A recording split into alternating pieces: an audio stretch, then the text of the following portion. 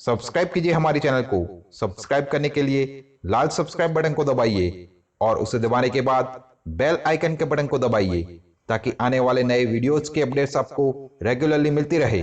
दोस्तों, अश्विन शुक्ल पूर्णिमा का महत्व प्राचीन काल से चला आ रहा है। इसकी सबसे बड़ी वजह यह है कि इस दिन धन की देवी लक्ष्मी समुद्र मंथन से उत्पन्न हुई थी। द्वापर युग में भगवान श्री कृष्ण ने शरद पूर्णिमा की रात में धवल चांदी में महारास का आयोजन किया था। माना जाता है कि इस रात चंद्रमा की किरणों से अमृत की वर्षा होती है, जो स्वास्थ्य के लिए बहुत ही लाभदायक मानी जाती है। इसलिए शरद पूर्णिमा की रात में जागरण करने का विशेष महत्व बताया गया है। दोस्तों, शरद पूर्णिमा के व्रत को कोजागरा व्रत भी कहा जाता है। इसका अर्थ है कौन जाग रहा है। कहते हैं कि लक्ष्मी माता ये देखती हैं कि कौन जाग रहा है, और जो जाग रहा होता है मां लक्ष्मी उनके घर में प्रवेश करती हैं, सुख समृद्धि का आशीर्वाद उनको देती हैं। कोजागरा में रात की पूजा के बाद मखाने और बताशे का प्रसाद बांटा जाता है। इस रात में कौड़ी खेलने की विशेष प्रथा है। कौड़ी मां लक्ष्मी को बेहद प्रिय है, इसलिए मां लक्ष्मी की पूजा करते समय उन्हें कौड़ी भी अर्पित की जाती है।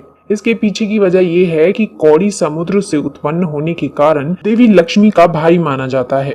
देवी लक्ष्मी का जन्म शरद पूर्णिमा तिथि पर ही हुआ था। इस रात में वे अपने वाहन पर सवार होकर भगवान विष्णु के साथ पृथ्वी पर भ्रमण करने के लिए आती हैं।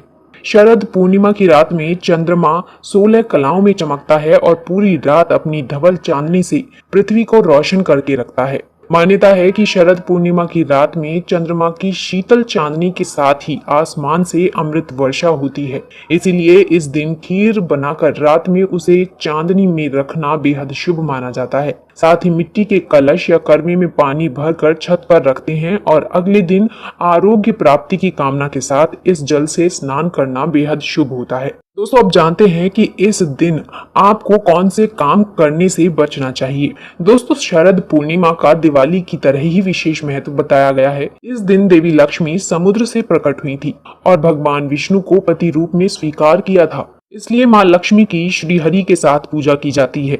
वैसे तो घर में हमेशा ही शांति का माहौल रखना चाहिए, लेकिन व्रत त्योहार के दिन इस बात का विशेष ध्यान रखें कि घर में कोई कलह न हो, कोई कलेश न हो।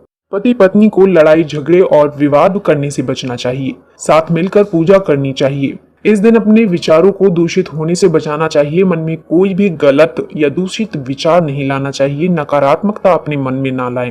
किसी के भी प्रति इस दिन द्वेष भाव न रखें, चाहे वो आपका शत्रु ही क्यों ना हो। शरद पूर्णिमा के दिन उधार लेन देन से भी बचना चाहिए। इस दिन ना तो किसी को उधार दें और ना ही किसी से उधार लें। साथ ही दोस्तों, शरद पूर्णिमा के दिन किन्नरों को कुछ पैसे और वस्त्र दान जरूर दें। मान्यताओं के अनुसार इससे आर्थिक मामलों में शुभ फल मिलता है, व्यापार को गति मिलती है। दोस्तों, ऐसी ही और अधिक जानकारी के लिए चैनल को सब्सक्राइब करें, वीडियो को लाइक और शेयर जरूर करें। धन्यवाद।